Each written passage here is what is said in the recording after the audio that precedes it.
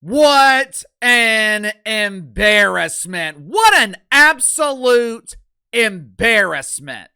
There were a lot of people in the party of the donkey making a complete ass of themselves yesterday. For example, take a look at this dork. Allow me to introduce you to Matt, him. Matt is a proud supporter of Black Lives Matter, which means he allows himself to be swindled out of his own welfare so the founders of BLM can live a life of luxury. Him also wants you to know that Christmas is bad, bad, bad. According to Mike, it's so important to be careful with your words this time of year. Words are dangerous. Words can be harmful during this holiday season. Don't assume people won't be offended when wishing them a Merry Christmas. Let's remember to be inclusive and kind.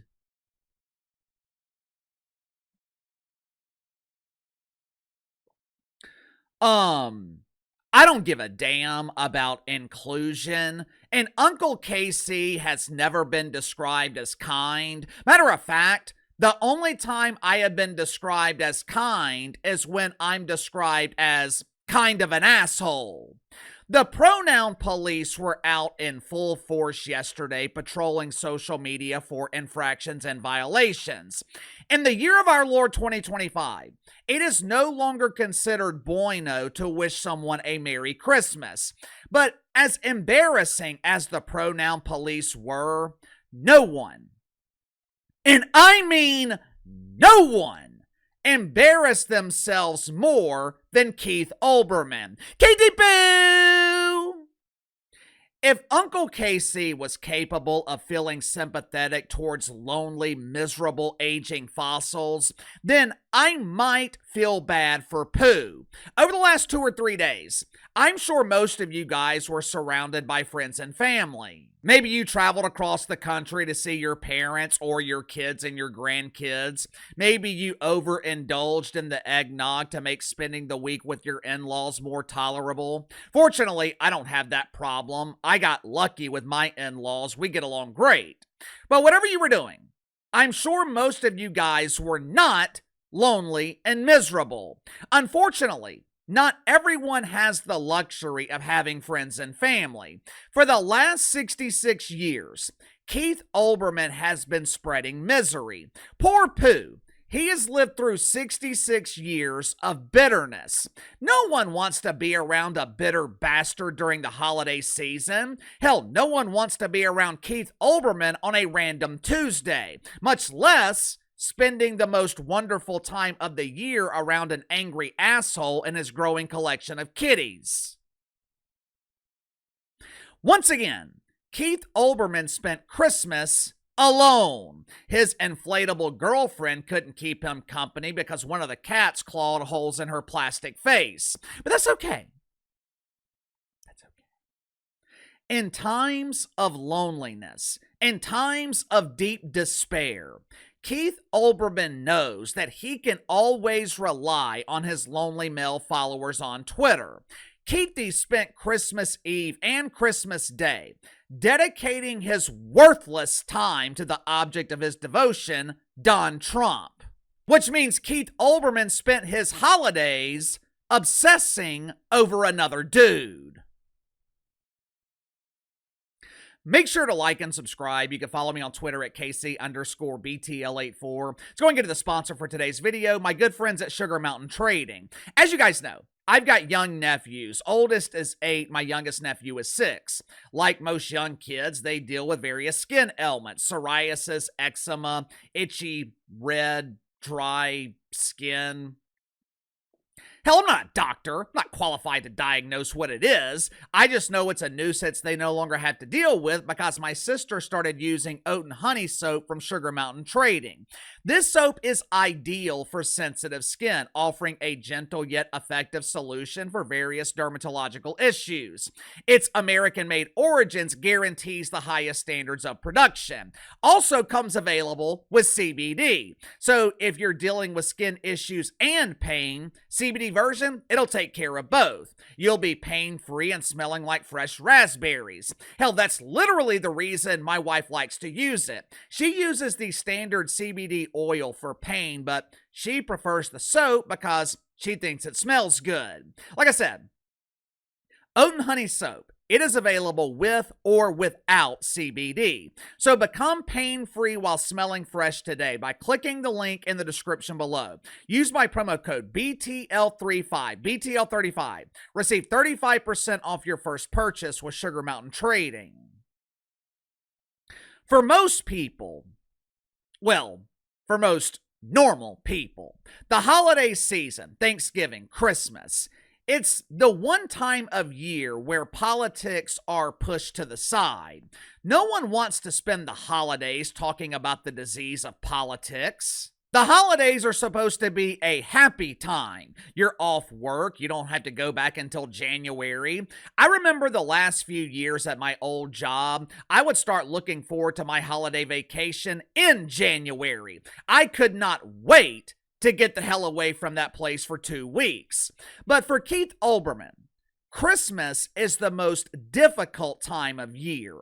Everyone else is happy while he is still living in misery. And like most miserable people, Keith Olbermann tries to unload his misery onto everyone else. Check it out for yourself.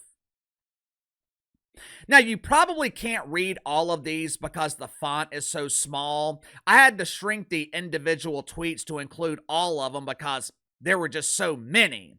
All of these tweets were sent within 60 minutes on Christmas Eve. 24 tweets in 1 hour. I struggle to send out 24 tweets in 1 week. Of course, every tweet Keithy sent was about Don Trump. I know we joke a lot about Jim Kimmel or the Yentas on The View. I know we joke about their severe cases of stage 4 OMB. Oh, it's been bad!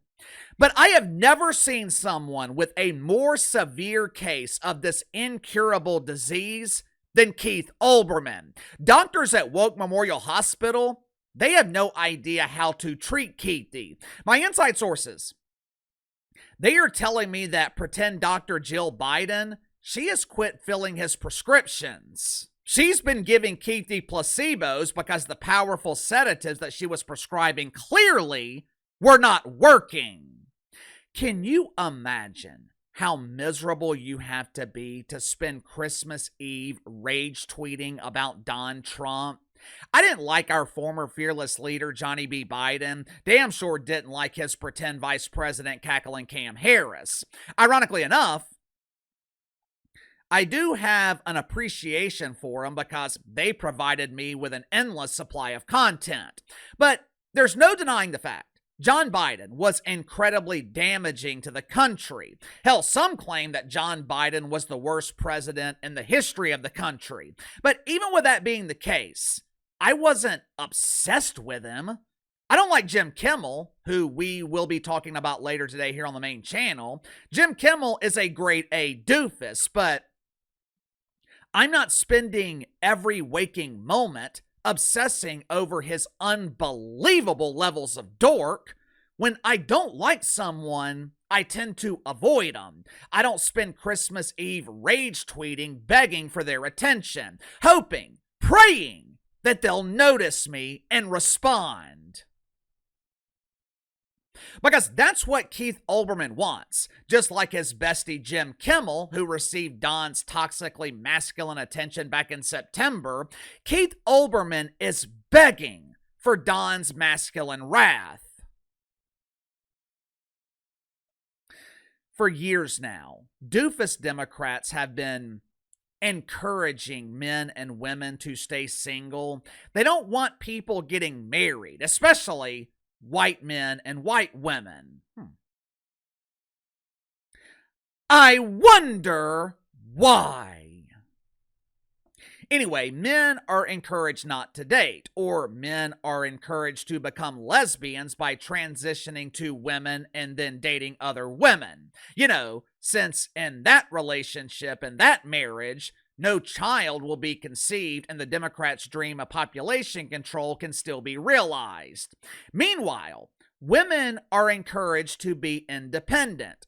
All my women independent, why are you so unhappy?